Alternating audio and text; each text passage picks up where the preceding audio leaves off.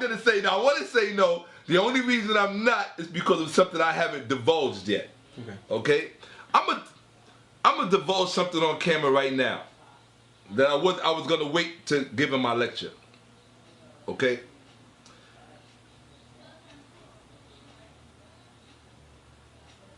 What book? Where's the Septuagint? Told you he holding out. I told you he was holding out for this discussion. I know what I'm doing. You gotta press the button, brother. Here you go. And he knows what he's doing. This is the Septuagint, a gift from my brother, from my Seneb. According to history, what book was the original version of this, which was in Greek? What book was that supposedly translated from? What is the name of that book? I didn't even give you a clue. It starts with a P. Mm-hmm. What book is that? All right, let me do this. I'm going to say the Pentateuch. Stop. That's it. Correct answer. That's why I fucks with dude. Okay? Now, this is what I was saving for the debate. Oh, not for the debate, for the lecture. Yeah. You've always wanted me to divulge something. Mm-hmm. Okay? I'm going to give you something right now that I call it the linchpin.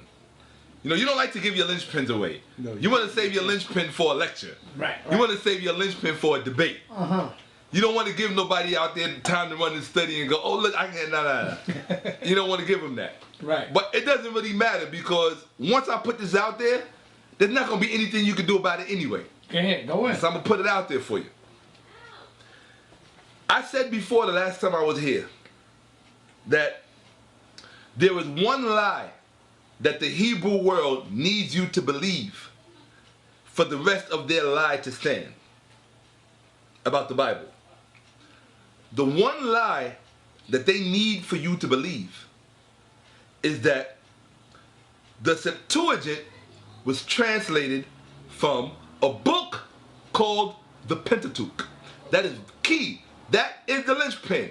If you move from there, you're going to fail with anything else you know. You have to stop right there. They tell you that this book, the 70, the double L or the L double X, right? The L double X, the 70, the Septuagint. They tell you that this book was translated from the Pentateuch. The Pentateuch, what is the Pentateuch supposed to be?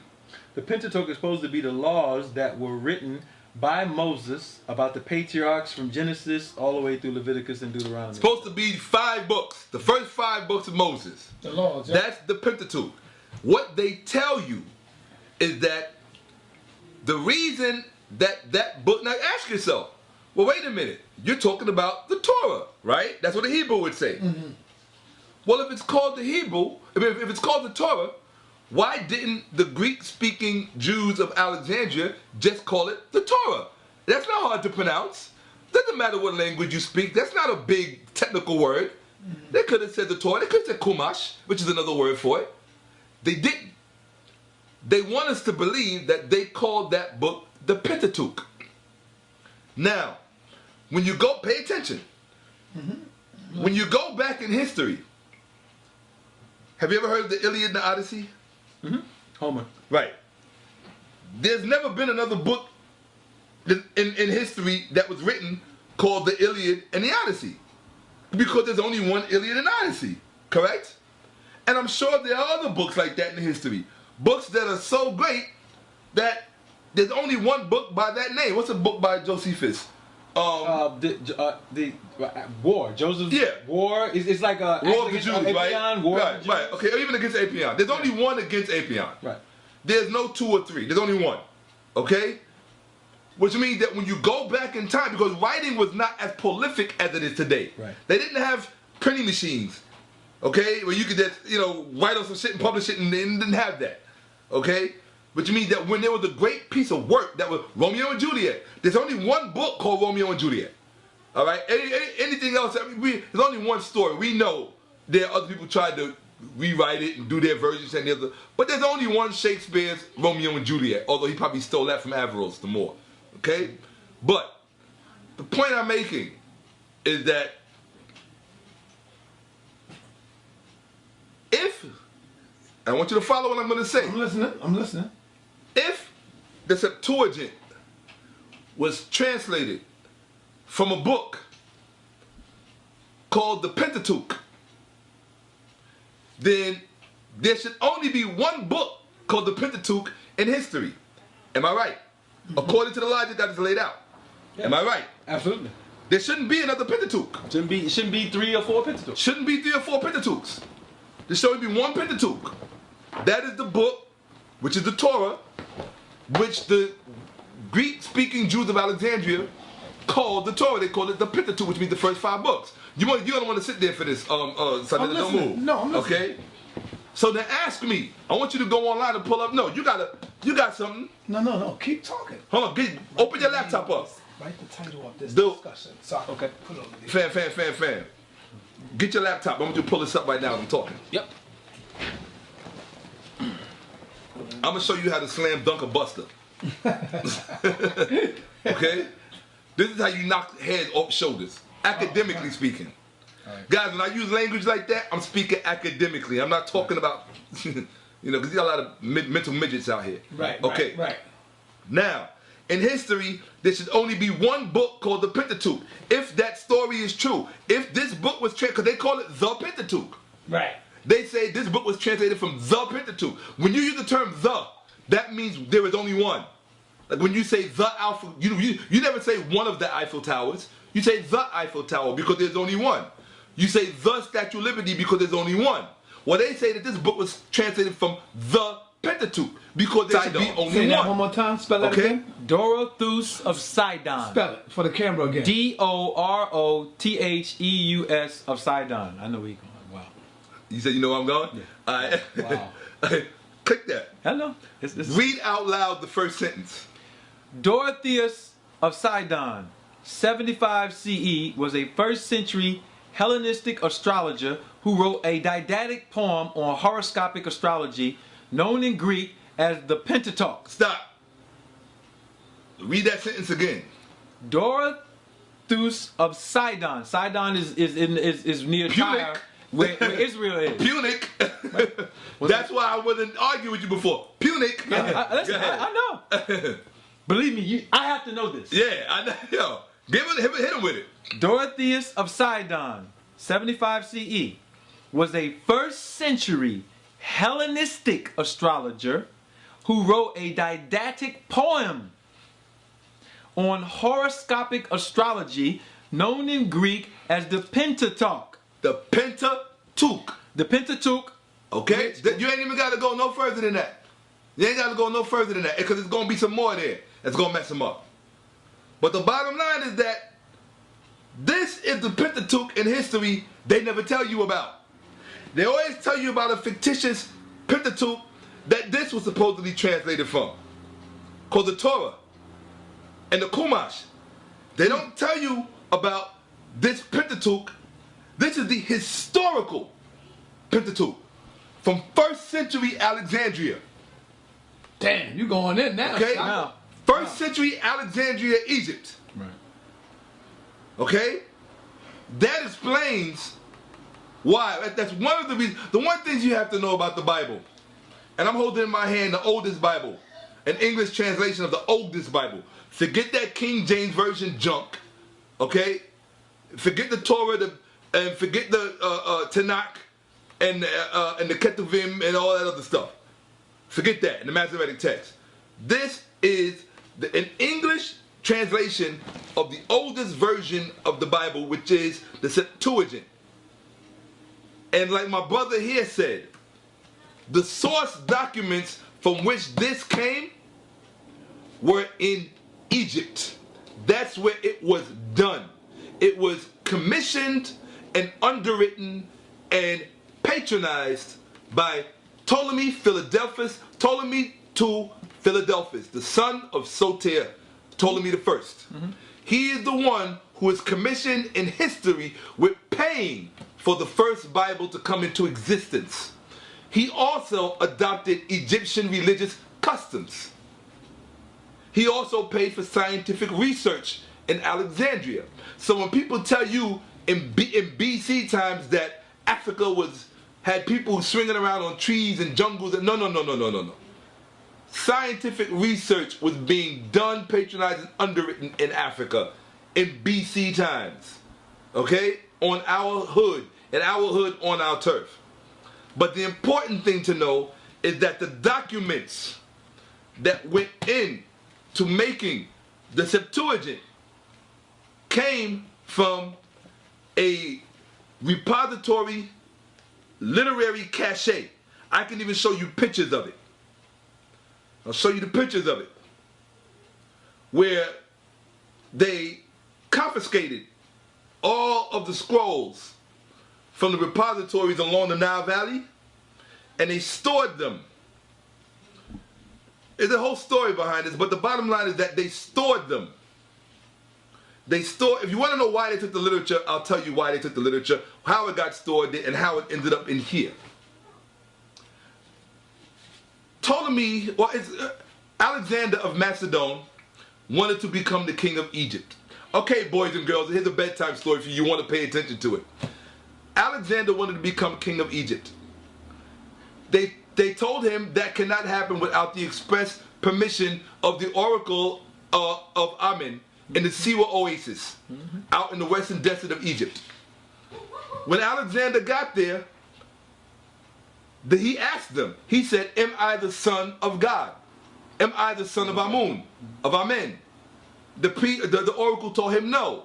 He drew his sword and put it to the oracle's neck and said, am I the son of God? Am I the son of Amun? The oracle said, wait a minute, let me look at the cards again. let me look at the bones again. Let me look at the entrails again.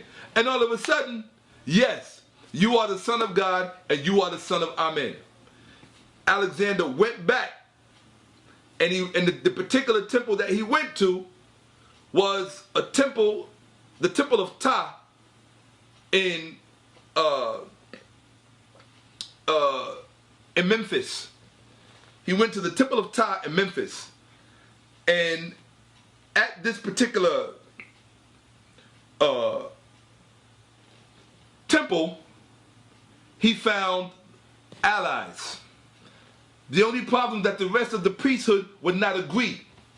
So therefore, but even during that interim, Alexander had his coin struck and minted with the horns of the god, the Egyptian African god Amen, on his head. Google Alexander the Great coins with horns. That's all you got to do. And you will see the horns of Amen on his head. He's Googling it right now. If you want them, you can show them to the people. Okay? Google Alexander the Great with horns on his head on coins. He had himself depicted as the son of Amen. But the rest of the priesthood never accepted him, which meant the rest of the country never accepted him. Okay? This is important. Did you want to learn? She's so precious. Beautiful princess. Right? So, Alexander failed. He felt he had reached his greatest failure. He left. Well, do your homework. He left and went to Syria, got his butt kicked, got killed, blah, blah, blah, blah, blah. His generals took over. The Diadochi. The Diadochi split up the world amongst themselves. You have the Seleucids, you have the Ptolemies, you have the other two who I can't recall what they called themselves, but they're very interesting names. But the two most important ones were the Seleucids and the Ptolemies. The Ptolemies took over Egypt, and the first Ptolemy that took over Egypt was Alexander's general, Soter, Ptolemy I. Ptolemy I wanted to succeed where Alexander failed. Ptolemy I made the priesthood of Egypt, well, let me put it to you like this. Every king has counselors. There was a problem in Egypt when Ptolemy took over in, I think it was Alexander was 325, so he would have been like 320, right. About 320 BCE. There was a problem in Egypt. The problem in Egypt is that Alexandria was not actually in Egypt. it's what's called ad Egyptum, or an intrusion into a foreign object, a foreign intrusion into a country. That's what Alexandria was. It was almost as if it was built up out on the water. Okay, it was like a harbor city. That's why they had the lighthouse and all, the island of Pharos and all this other stuff. Okay, in this city, if you learn this city, you will understand why New York is the way it is. You will understand why England is the way it is. You will understand why the world is the way it is. Because the first time that it became like that was in Alexandria. That is the first time that you have black people, white people, all living amongst each other with the exact same hierarchy. White people on the top, black people on the bottom. White people are the haves, black people are the have-nots. It's been like that all that time The too? first time it took, damn. what I'm trying to tell you is that nothing has changed since Alexandria. That's why my decision was to become an expert on Alexandria. I said, forget all of the rest. I want to understand this, what I'm living in today. In order to understand and master what you're living in today, you have to understand Alexandria. Once you understand Alexandria, nobody will ever be able to lie to you about anything under the sun again with respect to history or religion. But you have to master Alexandria. Alexandria is the linchpin. Alexandria is the bridge. Alexandria is where they pulled the okie doke. That's where they did the switcheroo, in Alexandria. Ptolemy the First wanted to succeed where Alexander failed. The problem was that the Greeks, and this is important, the Greeks not only fell in love with Egypt, they fell in love with everything that was Egyptian, except for one thing. Do you know what that one thing was? What? Take a guess. There was one thing that they hated about the Egyptians. The one thing that the Greeks hated about the Egyptians when they moved into Alexandria was that this. See this? Mm-hmm. My skin color? That's what they hated, because they looked like him. He looks very Kemetic. When I look at him, first thing I think of is Kemet. It's my son's name, right? But just his features look very Kemetic. You understand what I'm saying? Hold up. So you're yeah. saying they hated their skin? What? They didn't like the skin color of the ancient Egyptians because they were black people. They were Africans. They were Africans. Regular black Africans. The same kind of African you see in Senegal, the same kind of African you see in Nigeria, the same kind of Africa you see in Kenya, the same kind of African you see in South Africa. They were Africans. They were black people. And the Greeks, and the problem was that, and this is important, look over here for a second. The problem was that the presence of the Egyptians in Alexandria was a constant reminder to the Greeks that they were not Egyptian. You understand what I'm saying to you? They could dress Egyptian. They could go to the temples like the Egyptians. It's like hip hop. Right? Yeah, it's like hip hop. It's like white folks, it's like Eminem and what's this new guy? Yeah, who just got all the Grammys, right? Yeah. Or like Robin Thicke, same shit. Right? Yeah. They wanted to sound like us. They wanted to dress like us. But they did not like us. They didn't like us because we did something to them. They didn't like us because our presence was a constant reminder to them of who they were not. You understand? This is where now that's okay at the bottom levels, because at the bottom levels you can't do anything about it. But at the top levels, it becomes an inconvenience when your people are worshiping the native god of the country you've just taken over. Particularly if the native god looks like Ali Muhammad. This Ali Muhammad.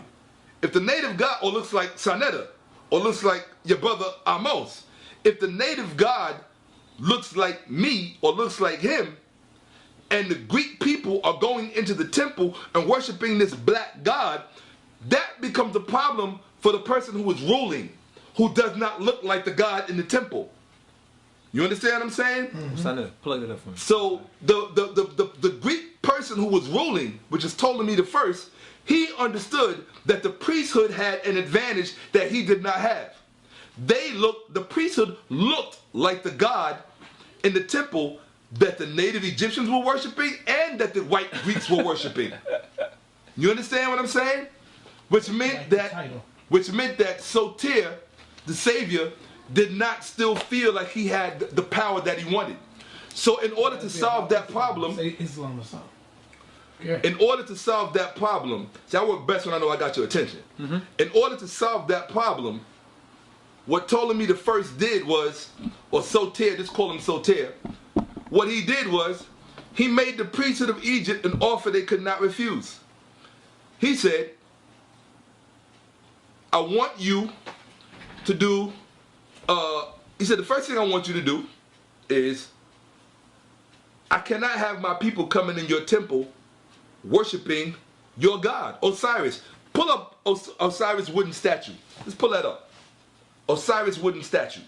I'm going to show you what the Greeks were worshiping in Egypt. And this is important. Very, very important. Go to images.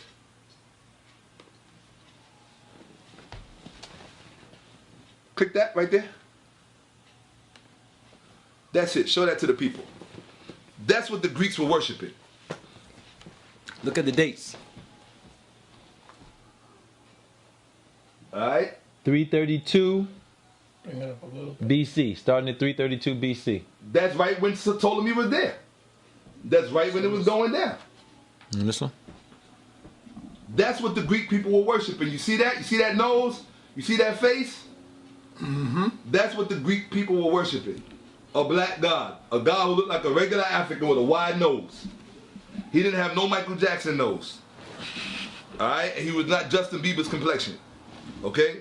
So, what Ptolemy said was, he said, this is what you're going to do. He said, you're going to make a statue in my image that looks like me, a white man. And you're going to take that statue and you're going to put it in the temples next to the statue of your god Osiris. And that way the people can worship together. The black native Egyptians and the white Greeks can worship in the temple together. They can worship the white god and your people can worship Osiris. And the priestess said, you got to be out of your mind. It is not going to happen. And so Ptolemy said, it's not going to happen. And they said it's not going to happen. So Ptolemy said, okay. He got his guards together, his soldiers together, and he said, he got his military together, and he said, go into their repositories, yes, go into their temples that dotted the Nile River all the way to Upper Egypt, and take out all of the scrolls, all their information, because he realized the priests, like he said, they were universities. The priests had the knowledge, because that's what gave them the power. He said, go in there, take out all of those scrolls. And that's what they did. And then he said, shut the temples down and make it illegal for them to meet and worship. And that's when they began to meet in the graveyards and meet in their homes, as became a custom amongst Coptic Christianity. Okay? A lot of people don't know that. Now, what happened after that is, you got to ask yourself, well, what did he do with all of those scrolls that they took out? You're talking about thousands upon thousands upon thousands upon thousands of scrolls. Go to Facebook, please. You're talking about thousands upon thousands upon thousands of scrolls. All right? I'm going to show you what these scrolls look like. You want to sign in or you want me to sign in? You can sign in, it doesn't matter. Okay. I'm going to show you what these scrolls look like. What he did with the scrolls, what he put them in the same temple that Alexander had went to when he tried to become the king of Egypt. At the temple of Ptah in Memphis. Because the priesthood in that temple, they capitulated to his request. They sold out. These are the first documented Uncle Tom Sambos in our history. These ancient Egyptians. I'm not talking about all of the priesthood. I'm talking about a small faction of them who sold out. Okay? Without their help, the Greeks could never have done what they did. Okay? Let's go to Ultimate Bible Study class. You want more water? Please. Yeah, this thing is like, whoa. I usually try not to speak this much just to conserve my voice. All right? So, what they did was, hold that picture right there. You can click on that. This one here? No, click on this. Right there, thanks. Okay. Right? So, basically, what they did was, they took all of the scrolls, as Ptolemy first issued his order for them to do that. They took the scrolls, thank you very much. Man. They took the scrolls, and they housed them in that temple, the Temple of Ptah in Memphis. Oh, as a matter of fact, could you open up another page? Keep that there. Can you open up another page at the same time? And go to Google? I'm going to show you something. Type in Alexander at the Egyptian temple.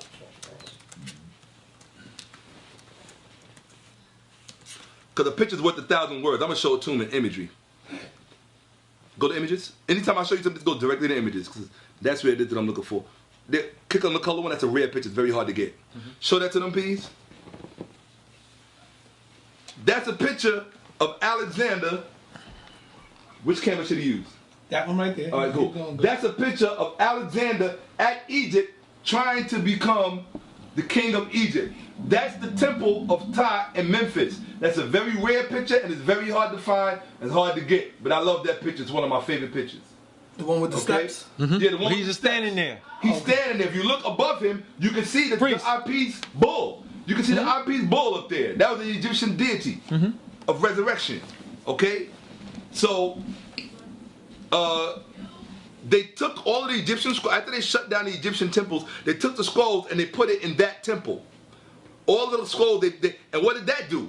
The priests who were there now truly became the most powerful priests in Egypt. Why? Because you got to remember, prior to that, all of the knowledge was spread out. You had competing temples, competing universities, just like you have today. You got Harvard against Yale, against MIT, you understand what I'm saying? You don't know, these universities don't necessarily work together in tandem. It's never, knowledge is power. You understand what I'm saying? Same thing back then.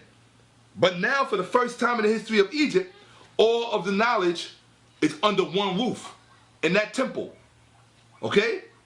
What happens? Ptolemy dies. His son, Ptolemy II, Philadelphus, takes over.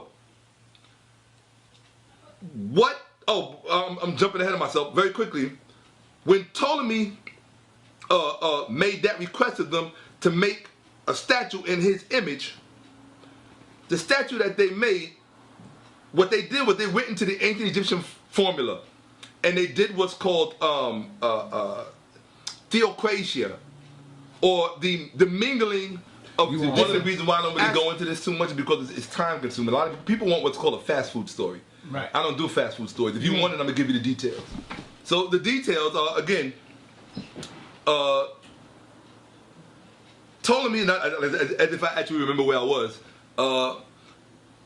Ptolemy,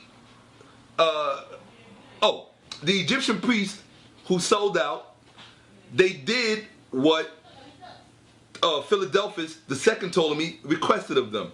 They made a statue, a white statue. This is truly the beginning of white supremacy. The true beginning for white supremacy for black people and Africans began in Egypt with these Greeks, with these Macedonians and Greeks, when they attempted to, or when they sought to divorce the worship of Osiris between the Greek people and the native African Egyptians.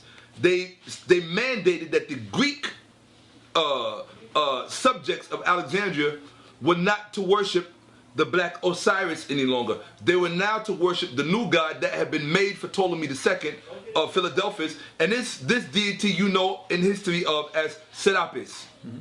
Serapis is a hybrid god. It's two different aspects of the god Asuru or Osiris combined together.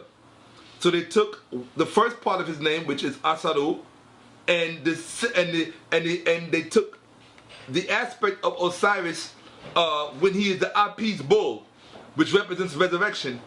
They took that aspect and they combined the terms, and it became Ser Apis. It became Asar Apis, which became shortened in later vernacular as just Serapis or Serapis. The time period that you're talking about, Was there any such No thing as a Hebrews. Bible? No Bible existed. No Hebrews existed. Oh, No. so that don't even exist on the planet right now. Not at this point where we're talking. No. Okay. So all that stuff about you being proud to be a black Hebrew, you can take that and do something with that. Okay? I'm talking about you, Sonetta. Because you always know, I'm a Hebrew. Yeah, that didn't exist. Yeah, I used to see him laughing. Right? So, in any case, what happened was, what had happened was, What happened was, right? What happened was, Ptolemy II, Philadelphus, he took, or what he did was, after his picture so you see it? Oh, no, not yet. Okay. That's coming in a second. Okay. But what you can do is go to another page and just type in Serapeum, S-E-R-A-P-E-U-M, Serapeum. Y'all about to see some shit. Y'all wanted to learn. If you really wanted me to hit it, I would hit you. You want images? Yeah, but always go straight to images. That's my favorite one. You can get that shot there. Or any one of them. Go to images, because there's so many good shots, right? When his father Ptolemy first died, his son Ptolemy II, yeah, that's fine. His son Ptolemy II built a temple in dedication to the god that his father had made for the Greeks to worship, this god Serapis. Okay? And the name of the temple that he built to his father's deity was called the Serapeum, in honor of the god Serapis. Would you show them the picture of the Serapeum? That is the Serapeum. That is a temple to which Ptolemy II, Philadelphus, built to the deity of his father Serapis. Or his father Ptolemy I, Soter, which means savior, by the way. Okay? So long before Jesus was called savior, this Greek man was called savior. That was his name, Soter. It meant savior. Okay? It meant salvation. Okay? His son, Ptolemy II, Philadelphus, built this temple, the Serapeum. He then went to the temple of Apis, or rather he went to the temple of Ptah in Memphis, and he took out the scrolls that his father had put in there when he had confiscated them from the other temples along the Nile. He took all of those scrolls out of there and he stored those scrolls in the Serapeum. That's what Ptolemy II, Philadelphus did. The same man who paid for the Bible to come into existence. I'm telling you where he got his literature from. Okay? This is where he got his literature from. After he stored the scrolls in the Serapeum, he built another temple over this temple called the Temple of Dionysus. Okay? Dionysus is nothing but a Greek version of Osiris. After that, for reasons that I cannot tell you because I don't know myself, after that, he built another temple over the Temple of Dionysus. And that temple is called the Muson. Now you want to get your pencils and your papers out. Trust me. He built a temple called the Muson. Not museum. Museum comes from the word muson. This is the origin of the word museum. It was named after this temple that was constructed by Ptolemy Philadelphus II. The third temple that he built on the same spot. First he built the Serapeum, then he built the Temple of Dionysus, then over there he built the Muson. This is very important. What was the Muson? And remember, the scrolls are in there the whole time. They never move. This was their repository. Okay? Now, type in, please, Muson. M-O-S. I always mess up on this one. M-O-S-E-O-N. Or I-E-O-N. It's one of those. M-O-S-I-E-U-O-I-E-O-N. Muson. I know it's Mouse Eon. Let me see it. No, that's named after it. All right, yeah, right there. Click museum. Okay. What's the first thing you notice about the museum? Yeah. That spelling. What's the first thing you notice about it? The A and the E is switched. Show them that spelling if they can see it. I don't know if they can see it. And thank you so much. I appreciate your help. Oh, yeah. Which one? Where's the spelling at? Right there, right here. Can you see it? Oh, okay. All right. Okay. That is a different spelling from museum. Why your camera fell? That's a different spelling from museum. Why? The reason that's a different spelling for museum is that is the very first spelling for museum. The reason it is because this is the first time the word was used. It comes from the word museum. All right. Okay? Thank you so much. All right? Let me show you something here. Now, what's the other spelling they give for it? Museum. You see it? The museum. Okay? Right now what you're learning about is the museum on the Bouchon. If you don't know about the museum on the Bouchon, you are not going to know anything about how the Bible was created. You're going to think that you know, but you're not going to know. Okay? This is the museum that I just showed you. Now, what was the museum? We're going to read. I'll read it for you. May I? Yeah, go ahead. Okay. Came up. The museum, okay, was an institution that was founded by Ptolemy Soter, perhaps more likely by Ptolemy II Philadelphus. The original museum, institution of the Muse, was the home of music or poetry, a philosophical school and library such as Plato's Academy. Also a storehouse of text. That's what the museum was. It was a storehouse of text. Okay? Where else am I? Okay. It did not have a collection of works of art. Rather, it was an institution that brought together some of the best scholars of the Hellenistic world, analogous to a modern university. The original museum was the source of the modern usage of the word museum. Okay? So now you know where the word museum comes from. The word museum is named after an institution that first came into existence on the continent of Africa. Okay? That's number one. Number two, it was a storehouse of text. Okay? Where did the text come from? I just told you. They were already there when they built it. Okay? What else did I tell you about that? It was also analogous to a modern university. So if you want to imagine what the museum was, you have to picture a place like Columbia University.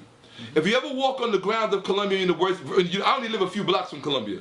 So if you ever walk on the grounds of Columbia University, you can see how it's all laid out like a campus. And it's got the big Greek columns, or I call them Egyptian columns, and the grassy knoll. I mean, just beautiful lawn, trees, but a very much the university setting. That's what the museum was. You have to understand this if you want to understand the origin of the Bible. Okay? Now, what else is to say about the museum that's very important? Tell them to type in M as in Mary, U as in... I'm going to spell museum for you so you can know how to spell it. M as in Mary, U as in under, S as in snake, A as in apple, E as in evil, U as in under, M as in man. Museum. M-U-S-A-E-U-M. Museum. Okay? Now, when you go to the where it says history, and this is very important. Where does it say? Here we go. Would you read this, please, bro? I'd like you to read it, because I don't want them to think I'm making this up. Right where it says more than 1,000. More than 1,000 scholars. Slow and loud so they can hear it. More than 1,000 scholars lived in the museum at a given time. Staff members and scholars were salaried by the museum and paid taxes. Stop for a second. They got paid to live in this building in Africa where all of our stolen text was.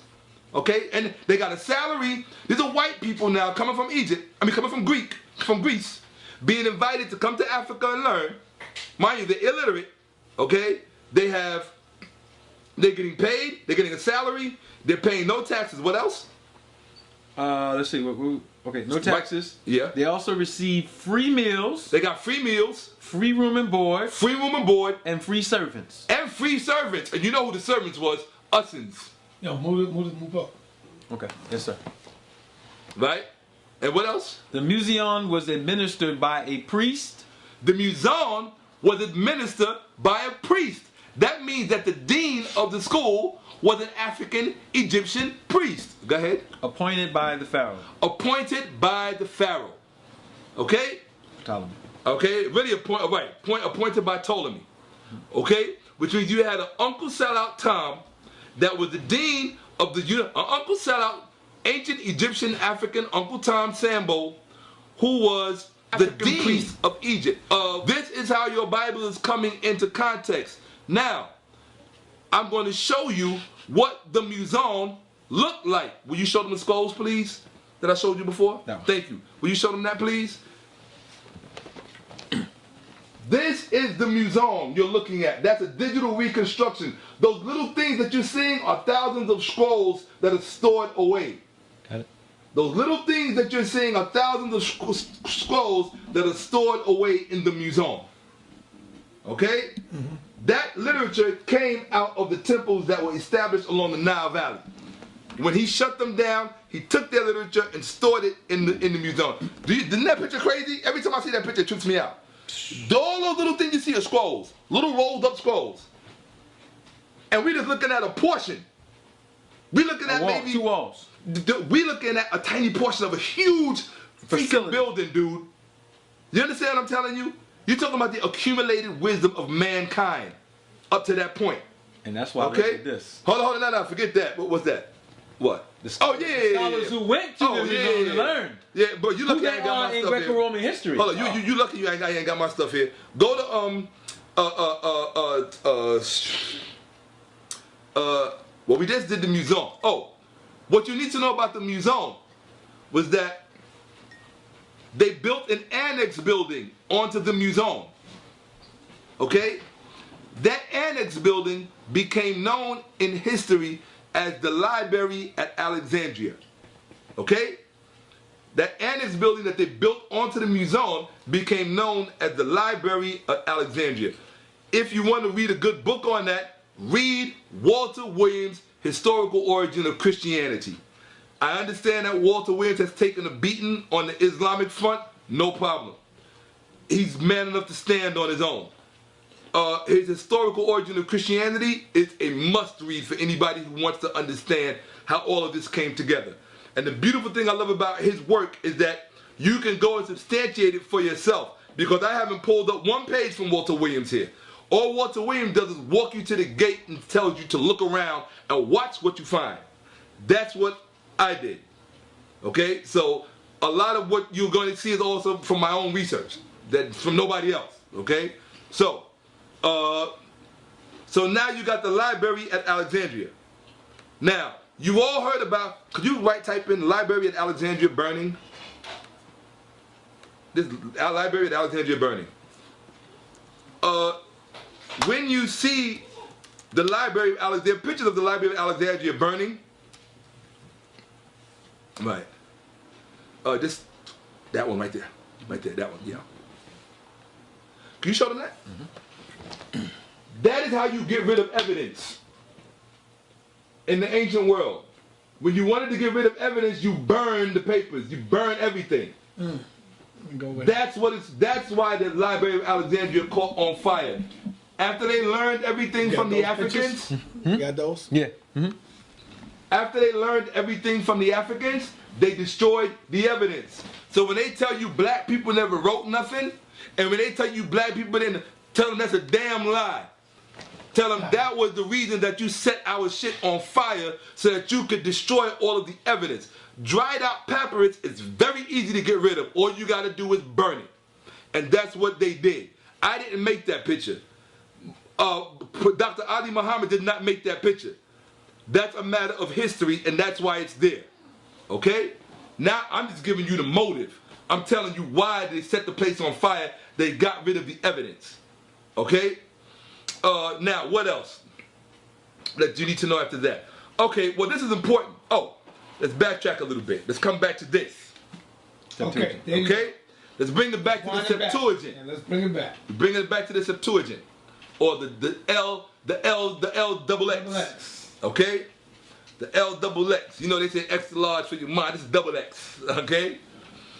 The L double X is 70. And wait till I break that down for you. I'm really gonna make you have a nervous breakdown. Okay?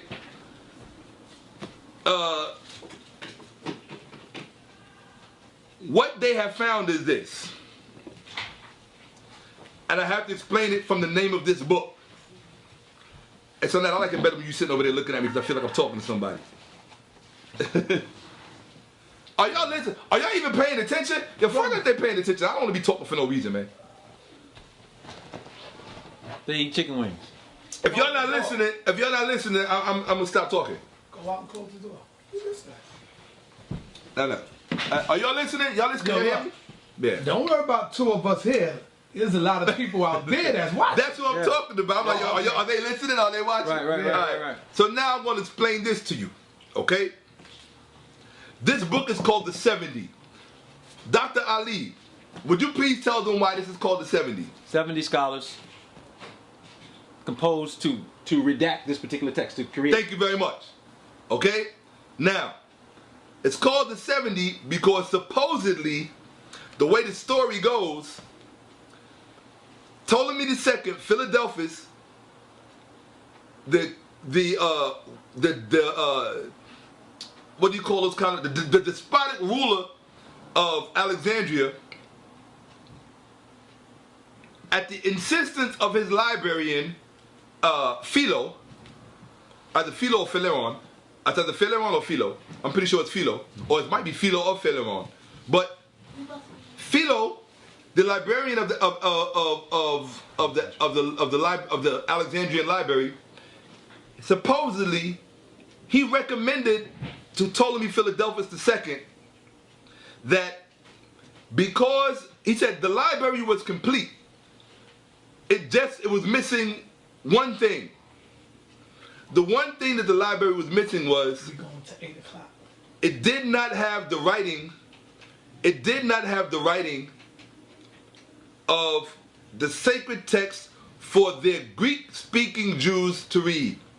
The problem was that the Greek-speaking Jews in Alexandria could no longer speak Hebrew because they supposedly had been in captivity in Babylonia for 500 years. And I'm using the term Jews because the Bible does not use the term Hebrew. It uses the term Jews. Okay? So let's be clear on who we're talking about. The Bible uses the term Jews. Since you always want to wave the Bible in people's face, stop telling people that it's about Hebrews. They talk about Jews. They talk about Jesus as a Jew. Okay? But who? No. Stop. Okay. Stop. You have to, don't read into it. Read it. You don't have the wherewithal up there to be reading into something. Just read it.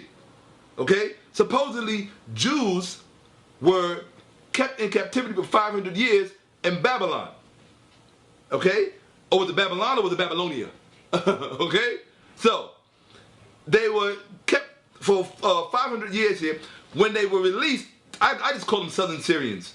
When they were released, they came into Egypt. So now you have Greek-speaking Jews who can no longer read, supposedly they can no longer read their Torah or their Chumash because the Torah and the Chumash are supposedly written in Hebrew. And so the story supposedly goes that Ptolemy II, Philadelphus, said, hey, I need, the librarian said to Ptolemy, you need to bring the elders from Jerusalem so that they could translate their book into Greek for the Greek-speaking Jews of Alexandria. King Ptolemy Philadelphus II, or Philadelphus Ptolemy II, supposedly sends away for 72 men to come back, which means they actually should call this book LXXII, but they don't. They just rounded it off to the nearest 10. So they that totally throws me off when he gets on the phone. But they basically so Ptolemy, according to the story, because this is just a story, this is what historians want you to believe about how the Bible came into existence. This is what they want you to believe. So he sends away for the 70 wise men, 70 rabbis, I guess you would call them, or theologians, Hebrew theologians, if such a thing ever existed. And they supposedly come to Alexandria, the way the story goes. And he separates 12 of them into a certain amount of rooms. Do the math. 12 by 5 is 70, I guess, whatever, right? 6. So 6, right? So 12 into 72. right. So he divides them into groups of 12, puts them in 6 rooms, and according to the story, he was blown away because each one of them had translated their text. This is important, from Hebrew into Greek, and all of the translations were exactly the same. This was his proof that this was the word of God and that it was accurate. And this is supposed to be how the Bible came. No, this is supposed to be how the Greek Bible came into existence. Okay? They want you to believe that this is how the Septuagint came into existence. However, there's a problem with that story. The problem with that story is that story can only be documented one place. Do you know where that place is? Do you know where that place is, Bum-Man? We were talking about him earlier. Bro J, Josephus. Oh, Josephus, yeah. Yes. Yeah, Josephus. That story can only be documented in the works of Josephus, in which he paraphrases a letter, which means that this story is supposed to be documented by a letter that does not exist. The only evidence that we have of this letter is that Josephus, a Roman Jew, supposedly quotes the letter and paraphrases. Okay? Now, would you please type in letter of Aristeas? This is where I'm going to smack you in the head. I know. You. That's inside of here. Yeah. You know that. Wrap it up so we can... Bro, you always telling me to go in. See, that's why I don't like going in for motherfuckers. No. If you want me to go in, I'm going in. You getting emotional. You want me to go in, I'm going in. Listen. I don't care about that. You want me to go in, I'm going in. Just stop me when it's time to stop me. Okay. Okay? The letter of Aristeas. Okay? Or otherwise known as the letter to Philocrates. Okay? This story about the Hebrew translation from Hebrew to Shaka, Greek. please don't drink no more water, man. Yeah. Yeah, go ahead. So, Aristeas, okay, this letter of Aristeas, the problem with the letter of Aristeas is that the letter of Aristeas is pseudepigrapha. That's the problem with the story. Do you know what pseudepigrapha is? See, the problem with most of you black people, I want to say Negroes, the problem with most of you Negropeans out there is that everything that you believe is pseudepigrapha. When you believe in Matthew, Mark, Luke, and John, that's pseudepigrapha. When you believe in Genesis, all the way through to Samuel, the Kings, all of that is pseudepigrapha. You cannot bring pseudepigrapha to me and tell me that that's the word of God. Why? Because you don't know what pseudepigrapha means. You need to expand your vocabulary. Without a vocabulary, you don't know it. You just a dumb dude on the block. I'm sorry, but that's the truth. You just parroting what somebody told you. Because your vocabulary is not. You need to go from here to there. Expand it. Everything that you believe is pseudepigrapha. Would you read the top letter, please? The top line? You can start with pseudepigrapha. The letter of Aristeas, or letter to Philocrates, is a Hellenistic work of the 2nd century BCE, assigned by biblical scholars. By who? Biblical scholars. Assigned by biblical scholars, not by Ahmose, not by Dr. Ali Muhammad, and not by Sanetta. By biblical scholars. Peace. It's assigned to who? Hold on, I'm gonna call you back because I'm in the middle of something. Just put a band-aid on it. I know, right? That's why. I just want to make sure. Okay. Biblical scholar. It's assigned by biblical scholars to the pseudepigrapha. Stop. That's all you got to say. Okay? The letter of Aristeas is assigned by biblical scholars to the pseudepigrapha. What is pseudepigrapha? Would you click pseudepigrapha? You're going to learn a new word. Write this down. Pseudepigrapha. Pseudepigrapha. Also anglicized as pseudepigraph or pseudepigraphs, are falsely attributed works. Or what? Falsely attributed works. Texts whose claimed authorship is represented by a separate author, or a work whose real author attributed it to a figure of the past. Continue. The word pseudepigrapha, all right, Let me hit that bad boy, yeah, because I'm very well acquainted with it. Let me hit it up. Here we go. Where we at? Okay. The word. Here we go. The word pseudepigrapha from the Greek pseud, false, and epigraphe, name or inscription or ascription. Thus, when taken together, it means false superscription or title. Period. That's what it means. False superscription or title. Right. So the letter to Aristeas or the letter Philocrates is written by somebody at a certain time, but they gave credit for it to somebody who supposedly existed in the past. Back then. Which means it's false. It's a false work. It's pseudepigrapha. You don't know what he just did. Okay? Wow. It doesn't. That means that whole story about the Greek Septuagint being translated from 72. the Hebrew Torah and all, it's a lie. It's a lie. It does not exist. All right, now to wrap it up. No. You can't. 1 second. I gotta give it to him. That's what I want you to wrap 1 second. I'm gonna give it to him. It's a lie. Because it's already been, it's pseudepigrapha. They know, the biblical scholars, the Bible scholars know that whoever wrote that letter was not who they said it was.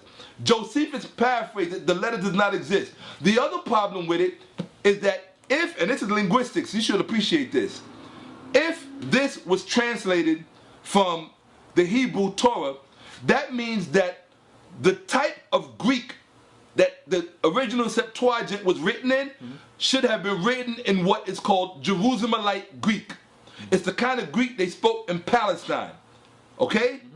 Now, the problem is, when you type in Walter Kaiser, the problem is that Old Testament scholars like Walter Kaiser has already let the cat out of the bag, that many of his colleagues who are Old Testament scholars like himself, they have already claimed that the Greek that was used to write the Septuagint is not Jerusalemite Greek.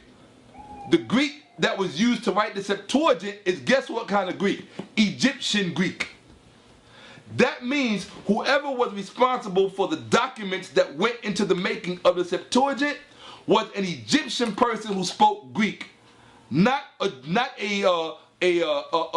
Greek-speaking Jew. It was an Egyptian person who spoke Greek.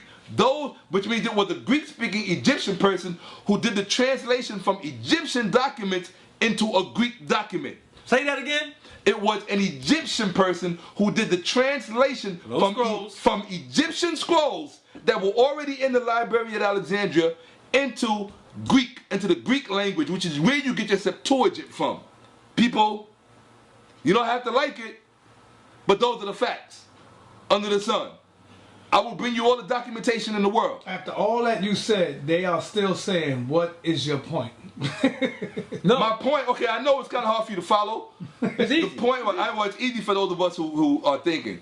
The point is that the Bible, the Septuagint, was not translated from a Torah. Why? Because there was no Torah.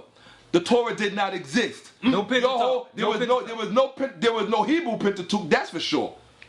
That's for sure. The Pentateuch was a Greek work written by a person from Sidon in Alexandria 1st century.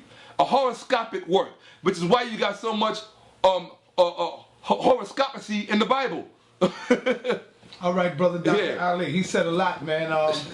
You can add on to some of the stuff that the brother's talking. Are you familiar with some of the work that the brother was dealing with? Yeah. I think what people have to realize and let it set in their mind is he made this point.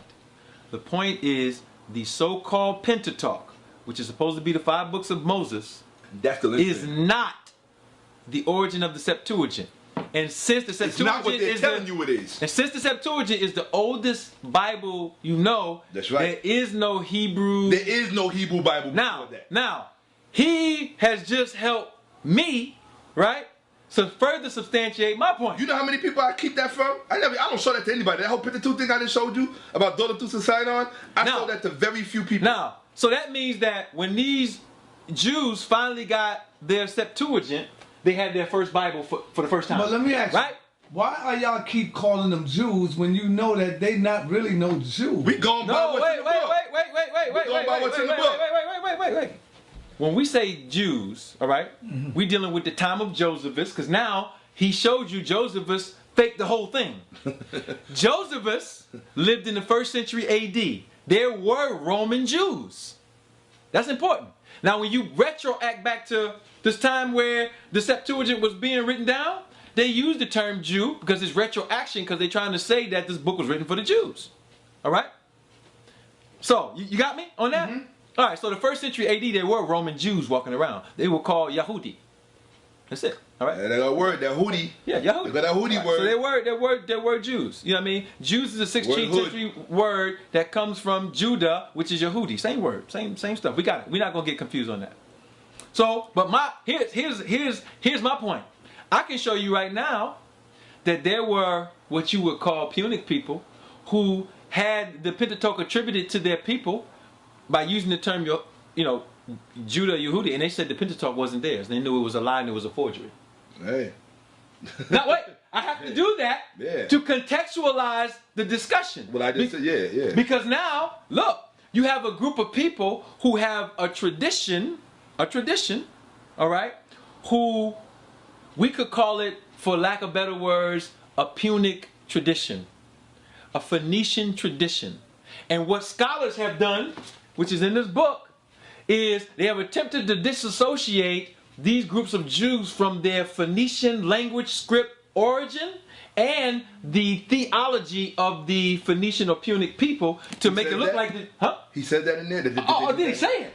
Oh, did he say it? I got it home and read it. That's important, because this leads to the creation of this fake Bible. Now, if that's the truth, then we have to examine the next argument. This is the next argument. Yo, I didn't give you a drop. No, then what is this? This is where I have to help you. I gotta help you. Yeah. All right, Ali. Huh? I have a Hebrew on the line, man, and he want to say something real quick. Look. I got Bible, right? Dangerous. And I got Quran. Right. Go ahead, brother. Let's hear him. Let me do something, man. Y'all funny, man. You had in the Bible. He breaking up. Tell him he's breaking up. You breaking up. Try to talk up. You have to prove in the Bible where it says Christ is a Jew. You don't say that. With what? Y'all know damn well the word Jew. It's the 16th century. We got that. We got that already. Yehudi means Judah. Yeah, we got that.